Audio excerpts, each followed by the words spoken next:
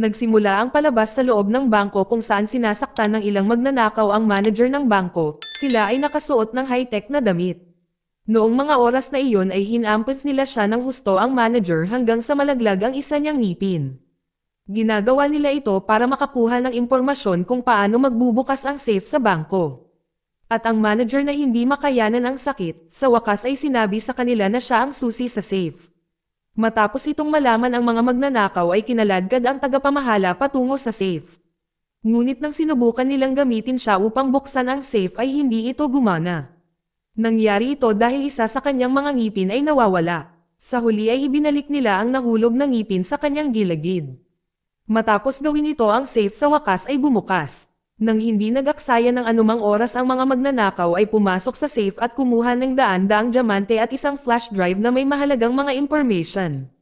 Ngunit kahit matapos makuha ang mga mahalagang bagay na ito ay hindi natuwa ang mga magnanakaw.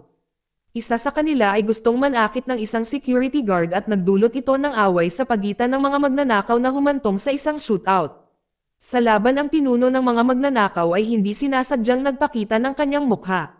Siya ay isang magandang babae na nagngangalang Alexis. Dahil sa ugali ng kanyang team pinatay ni Alexis ang suwail na miyembro at tumakas kasama ang dalawa pang kasamahan. Matapos makalayo, sina Alexis at ang kanyang dalawang kasama na sina Kevin at Raymond ay nagpasya na maghiwalay at magtago ng isang buwan upang pakalmayan ang sitwasyon. Pinasabog din nila ang van na kanilang ginamit kasama ang patay na katawan ng isa nilang kasamahan upang hindi sila matunton. Pagkatapos ng pangyayari ay nagpahinga si Alexis sa pamamagitan ng pagligo at pag-inom sa kanyang silid sa hotel. Nanood siya ng TV na nagpapakita ng balita tungkol sa pagnanakaw na ginawa nila. Ang balita ay may sketch ng isa sa mga magnanakaw at ito ay mukha ni Alexis. Habang palabas siya ng shower ay nakatanggap si Alexis ng ilang mga tawag mula sa hindi kilalang numero. Mabilis siyang lumabas ng kanyang kwarto at pumunta sa isa pang kwarto na pagmamay-ari ni Kevin. Upang maiwasan ang pagdududa ng staff ng hotel hinalikan ni Kevin si Alexis at pinapasok siya sa kanyang kwarto. Si Kevin pala ay ang ex-boyfriend ni Alexis at nagkaroon sila ng bagong plano para sa kanila. Gayunpaman hindi na naipaliwanag ni Kevin ang kanyang plano dahil hiniling niya kay Alexis na magtago. Ang kasintahan ni Kevin na si Jessica ay kumakatok sa pinto. Ngunit pagbukas ng pinto ay naroon si Jessica kasama ang dalawang hitmen sa pangunguna ni Washington. Nais ni Kevin na i-blackmail ang isang senator gamit ang isang video ni Jessica at ang senador ay ang nagmamay-ari ng flash drive na kinuha nila sa pagnanakaw. Kinuha ni Washington si Jessica at pinahirapan si Kevin na humihiling ibigay ang flash drive. Habang si Alexis na nagtatago sa ilalim ng kama ay natakot at walang magawa kahit ano, habang pinapanood si Kevin na pinapatay. Maswerte na natagpuan ni Alexis ang flash drive na itinago ni Kevin sa ilalim ng kama. Maya-maya ay sinabi ni Washington kay Mr. Senator ang tungkol sa kanyang trabaho. Nang biglang sumulpot si Alexis mula sa ilalim ng kama, kumuha siya ng baril at itinutok ito sa ulo ni Washington. Ngunit walang bala ang baril, pagkatapos ay mabilis na tumakbo si Alexis mula sa silid ni Kevin patungo sa kanyang sariling silid upang patagalan ang oras.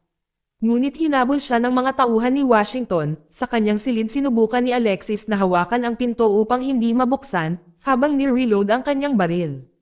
Binaril niya ang isa sa mga tauhan ni Washington sa binti at nagbigay sa kanya ng ilang oras upang makatakas. Nang pumasok ang mga tauhan ni Washington sa kanyang silid, ginamit ni Alexis ang sandaling iyon para tambangan sila at tumakas. Noong mga oras na iyon ay humanga si Washington sa kung paano tinambangan at nakatakas si Alexis. Pagkatapos ay nagpatuloy ang paghabol kay Alexis, matalinong gumamit si Alexis ng emergency stairs ng hotel. Ngunit hinarang ng mga tauhan ni Washington ang hagdan. Kahit na na-corner siya ay nakahanap si Alexis ng daan na patungo sa laundry room. Pagkatapos ay mabilis siyang nagpalit ng damit na nakita niya doon. Sa pagkakataong iyon tumakbo si Alexis papunta sa parking lot at kumuha ng kotse. Mabilis niya na pinaandar ang kotse doon, ang mga tauhan ni Washington na patuloy na hinahabol na binabaril ang kanyang sasakyan habang nakasunod sila. Pagkatapos ng habulan ng ilang sandali ay hindi na nila nakita ni Alexis ang sasakyan ni Washington at medyo gumaan ang kanyang pakiramdam. Ngunit pagkatapos ay nagsimula na siyang habulin ng mga pulis. At hindi nagtagal ay sumama din sa paghabol si Washington at ang kanyang mga tauhan. Ang matinding habulan na ito ay nagpabaliktad sa sasakyan ni Alexis. Buti na lang nakaligtas siya at mabilis na tumakbo upang hanapin ang kanyang kaibigan na si Raymond na bahagi ng pagnanakaw sa bangko.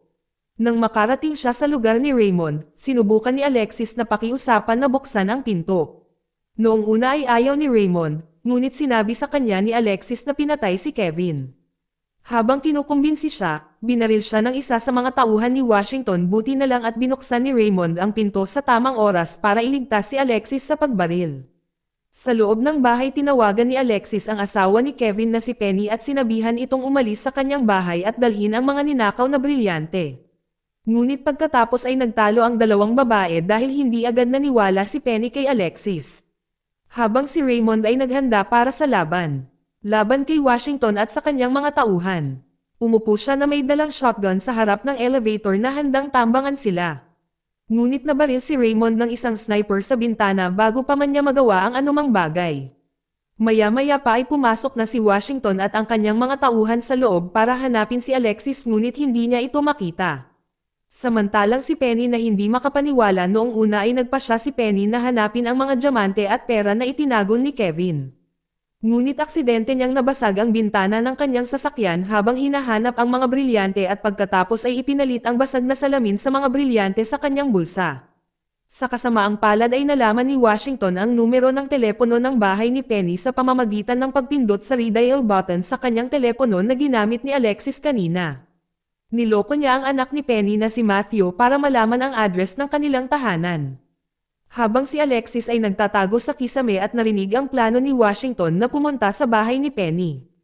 Mamaya nang sinubukang tumakas ni Penny kasama ang kanyang anak, si Washington at ang kanyang mga tauhan ay pinatumba nila si Penny at kinuha ang mga brilyante. At nag-uutos sa kanilang mga tauhan na kunin sina Penny at Matthew. Sa sandaling iyon ay sinubukan ng isa sa mga tauhan ni Washington na saktan si Penny, ngunit nagawa ni Matthew na makatakas. Sa panahon ng pagtakas ni Matthew, biglang sumulpot si Alexis at nilabanan ang mga tauhan ni Washington upang iligtas si Matthew. Sa kabilang banda, si Penny na nagising ay sinubukang labanan ang isa sa mga tauhan ni Washington na gustong manakit sa kanya. Tumigil ang lalaki dahil naramdaman niyang may mali dahil hindi pa bumabalik ang kasamahan niya. Habang nagtago si Alexis na handang tambangan ang mga tauhan ni Washington. Ngunit tinambangan siya sa halip, nagpumiglas at nahirapan si Alexis na makalayo. Buti na lang naligtas siya ni Penny sa pamamagitan ng paghampas sa ulo ng lalaki at ang lalaki ay natamba. Si Alexis at Penny ay pakiramdam na medyo ligtas na ang sitwasyon, ngunit hindi ito nagtagal dahil nasubaybayan ang ninakaw na flash drive na sinusubukan nilang buksan. Sa pakiramdam ni Alexis na may banta, kaya plano ni Alexis na pigilan si Washington at ang kanyang mga tauhan upang panatilihing ligtas si Penny at ang kanyang anak. Samantala si Washington ay nakatanggap ng isang tawag sa telepono mula kay Mr. Senador na hindi nasisiyahan sa mga nangyayari. Ngunit ayaw ni Washington ng tulong mula sa iba na inirerekomenda ni Mr. Senador. Pagkatapos noon ay tumawag si Washington kay Alexis na tinutuya at hinamon siya. Nag-aalala na masubaybayan, si Washington at ang kanyang mga tauhan ay nagpasya na umalis sa hotel na dinadala ang mga bangkay ni Kevin at Jessica. Ngunit nasundan na sila ni Alexis at sinundan ang grupo ng hitmen. Pagdating sa isang lumang warehouse, mabilis na tinambangan ni Alexis ang isa sa mga tauhan ni Washington na binaril sa binti kanina. Gamit ang limitadong oras, kinuha niya ang ulo ni Jessica upang gamitin bilang ebidensya. Sa lalong madaling panahon pagkatapos dumating si Washington upang sunugin ang mga katawan ni Jessica at Kevin upang takpan ang kanilang mga landas. Habang sinusunog niya ang mga katawan ay nakatanggap siya ng tawag mula kay Alexis na nagbanta na babarilan ang kanyang mga tauhan kapag hindi niya ibinalik ang mga ninakaw na diamante. Doon sinubukang patagilan ni Washington ang oras sa pamamagitan ng pakikipagnegosasyon at pagkukunwaring ibinibigay ang mga brilyante habang hinahanap si Alexis. Ngunit pagdating niya ay natagpuan niya ang mga bangkay ng kanyang mga tauhan at isang bombang handang sumabog. Sa kabutihang palad ay nakatakas si Washington at ang kanyang mga tao sa pagsabog. Pagkatapos si Washington ay umakyat sa itaas at sumigaw na sinusubukang akitin si Alexis gamit ang bag ng mga diamante. Si Alexis pagkatapos ay ginulat si Washington sa pamamagitan ng paglusot mula sa likod. Sa kasamaang palad ng itulak na sana ni Alexis si Washington ay hinampos siya ng isa sa kanyang mga tauhan sa ulo at napatumba siya. Ilang sandali pa ay nagising si Alexis na nakatali sa isang upuan kasama si Washington at ang kanyang mga tauhan ay handang saktan siya. Doon ipinakita ni Washington kay Alexis ang bag ng brilyante na gusto niya. Ngunit nang buksan niya ito, ang bag ay mayroon lamang mga basag na salamin na inilagay ni Penny habang tumatakas. Pagkatapos sinubukan ni Washington na pilitin si Alexis na sabihin niya kung saan ang flash drive at nagbabanta na pahihirapan siya. Kahit na sa nakakatakot na banta na ito ay tumanggi si Alexis na sabihin sa kanya kung saan ang flash drive. Dahil dito nagpasya siyang pahirapan siya, sa kabila ng sakit at halos mabali ang kanyang mga binti, si Alexis ay nanatiling tahimik na humanga sa kanya si Washington. Alam niya na si Alexis ay naging miyembro ng United States Special Forces na may magaling na kasanayan. Sa kasamaang palad, isang insidente sa kanyang nakaraan ang naging dahilan upang aksidenteng mapatay ni Alexis ang isang inosenteng pamilya. Dahil sa trauma na ito ay huminto siya sa kanyang trabaho. Ito rin ang dahilan kung bakit sinubukan ni Alexis na protektahan ang pamilya ni Kevin. Dahil na hindi niya gusto na maulit ang kanyang mga nakaraang pagkakamali. Sa oras na iyon ginamit ni Washington ang trauma ni Alexis at ang kanyang pagnanais na protektahan ang pamilya ni Kevin bilang isang banta upang makuha ang flash drive. Sa kasamaang palad ay natigil si Alexis hanggang sa gumawa siya ng deal kay Washington. Pagkatapos ay hiniling niya kay Penny na i-secure ang flash at ilagay ito sa isang locker sa Cape Town Airport pagsapit ng 9 p.m.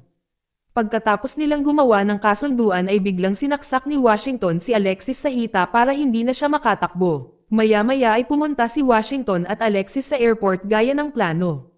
Ngunit may babaeng nakabunggo kay Alexis at palihim na ibinigay sa kanya ang susi ng locker 814 kung saan nakatago ang flash drive nang hindi napansin ni Washington. Inalok ni Alexis ang susi kay Washington, ngunit hindi ito lubos na nagtiwala sa kanya. Kaya pinahawak niya sa kanya ang susi at siya na mismo ang magbukas ng locker. Ang babaeng nakabunggo kay Alexis ay talagang si Penny. Noong mga oras na iyon ay sinusubukang mag-ingat dahil alam niyang pinagmamasdan siya ng mga tauhan ni Washington. Habang naglalakad, nagbabasa ng dyaryo si Penny at nakita niya ang mukha ni Alexis na nakagawa ng mga krimen sina Alexis at Kevin. Nang dumating si Alexis sa locker room, binuksan niya ang locker na may susi na ibinigay sa kanya sa loob ng locker na may isang malita. Habang si Washington ay maingat pa rin sinabi kay Alexis na buksan ang malita. Nang gawin niya ito, hiniling niya sa kanyang katulong na si Clinton na tingnan ito. Ang lahat ay nagulat dahil ang malita ay may bomba sa loob. Si Alexis at si Penny ay nagplano ng bitag kay Washington at sa kanyang mga tauhan.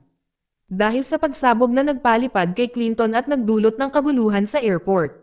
Sa oras na iyon ang mga tao ay nagpanik at naging napakagulo. Nang si Washington saka napagtanto na ang flash drive na hinahanap niya ay itinago sa kanyang tay ni Alexis nang magkita sila sa hotel. Sa lalong madaling panahon pagkatapos ng isang away sa pagitan ni Clinton at ng airport security at si Clinton ay kalaunan ay binaril at napatay. Samantala nakuha ni Alexis ang flash drive mula sa tay ni Washington at tumakas palabas ng paliparan. Nailigtas din ni Alexis si Penny na nahuli ng mga tauhan ni Washington. Sa wakas ay nakaligtas si Penny at nakatakas din sa paliparan. Sa gitna ng kaguluhang sinubukang gawin ni Washington manatiling kalmado at umalis sa paliparan. Ngunit hinarap siya ng mga pulis at itinutok ang kanilang mga baril sa kanya.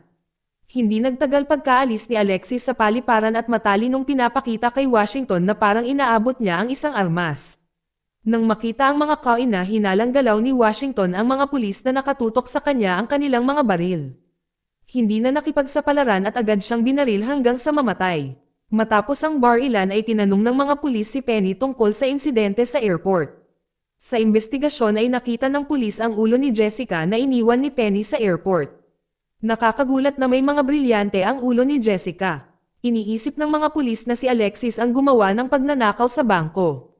Habang si Alexis ay bumili ng tiket sa eroplano gamit ang isang pekeng pagkakakilanlan at pasaporte upang makatakas. Sa eroplano nakilala niya ang isang dating kaibigan na isang eksperto sa pag-hack. Habang sinusubukang i-hack ang flash drive. Natuklasan ni Alexis na ang flash drive ay naglalaman ng mga plano at ebidensya ng mga krimen ni Mr. Senador na nagpapakita ng kanyang balak na magsagawa ng kudeta at kunin ang gobyerno. Matapos malaman ang katotohanan, nakatanggap si Alexis ng tawag mula sa isang lalaking nagngangalang MacArthur na kapalit ni Washington. Doon ay binantaan siya ni MacArthur at hiniling na ibalik niya ang flash drive na ninakaw niya. Dahil pagod na sa lahat ng mga banta, mahigpit na tinanggihan ni Alexis ang hiling.